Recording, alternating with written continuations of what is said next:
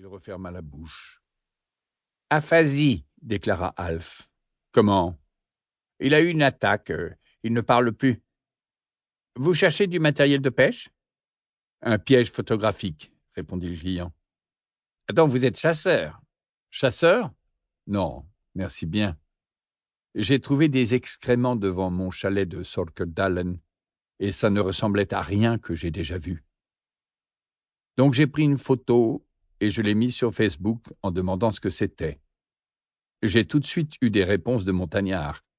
C'était un ours, dans les bois, à 20 minutes de voiture et une demi-heure de marche de l'endroit où nous sommes actuellement, au centre de la capitale de la Norvège. Ah, c'est merveilleux. Ça dépend de ce que vous entendez par merveilleux. J'y emmène ma famille, alors moi, cet animal, j'aimerais bien que quelqu'un l'abatte. Ah, je suis chasseur et je comprends très bien ce que vous voulez dire, mais vous savez que même en Norvège, où la population d'ours est restée très nombreuse jusqu'à assez récemment, c'est à peine s'il y a eu des attaques fatales au cours des 2 derniers siècles. Il y en a eu 11, songea le vieillard, 11 personnes tuées depuis 1800. La dernière en 1906. Il avait peut-être perdu sa motricité et l'usage de la parole, mais pas encore toute sa mémoire, et il était lucide. Enfin, globalement. Parfois, il avait l'esprit un peu confus. Il voyait son gendre et Mette, sa fille, échanger un regard, et il savait qu'ils s'étaient mélangés les pinceaux. Les premiers temps, après qu'ils avaient repris la direction du magasin qu'il avait ouvert et dirigé pendant 50 ans, il se rendait utile.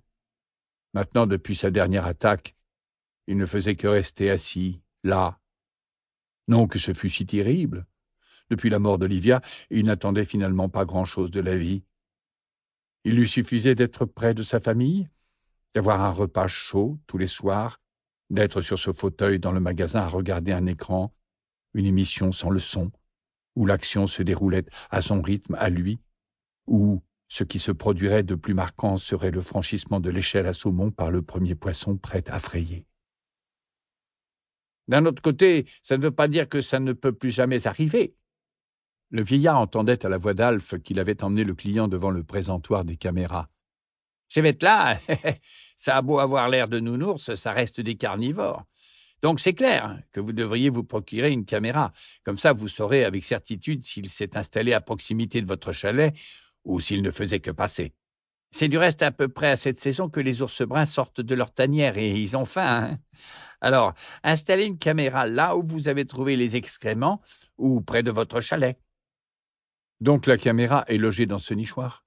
Ce nichoir, comme vous dites, la protège des intempéries et des animaux un peu trop curieux.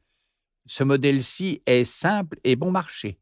Une lentille de Fresnel perçoit le rayonnement infrarouge de la chaleur émise par les animaux, les humains et n'importe quoi d'autre. Au moindre rayonnement thermique supérieur à celui du milieu ambiant, la caméra se déclenche automatiquement. Le vieil homme écoutait la conversation d'une oreille distraite. Mais quelque chose avait attiré son attention. Sur l'écran. Il n'arrivait pas à voir ce que c'était, mais l'obscurité verte s'était éclaircie. Le film est enregistré sur une carte mémoire dans la caméra et vous pouvez le visionner ensuite sur votre PC. C'est vraiment formidable. Oui, mais pour savoir s'il y a de nouvelles images, vous êtes obligé de vous déplacer physiquement et d'aller vérifier à la caméra. Si vous choisissez ce modèle-là, qui est un peu plus cher, vous recevrez un texto sur votre téléphone à chaque déclenchement de la caméra. Ou alors, vous avez ce modèle très haut de gamme avec une carte mémoire, là encore, mais qui envoie l'enregistrement directement sur votre téléphone ou votre adresse mail. Vous pouvez alors rester dans votre salon et vous n'avez besoin d'aller voir la caméra qu'occasionnellement pour changer la batterie. Et si l'ours vient la nuit? Les caméras sont équipées de lampes LED à UV ou de lampes blanches, des lumières invisibles pour ne pas effrayer l'animal. De la lumière. Le vieillard le voyait maintenant. Un cône lumineux venait de la droite à contre-courant. Il transperça l'eau verte, atteignit la robe et, l'espace d'une effrayante seconde, lui fit penser à une jeune femme, enfin revenue à la vie, qui danserait de joie. C'est de la pure science-fiction. Le vieil homme ouvrit la bouche en voyant un vaisseau spatial entrer dans l'image. Éclairé de l'intérieur, il lévitait à 1,5 mètre du fond, où il heurta une grosse pierre.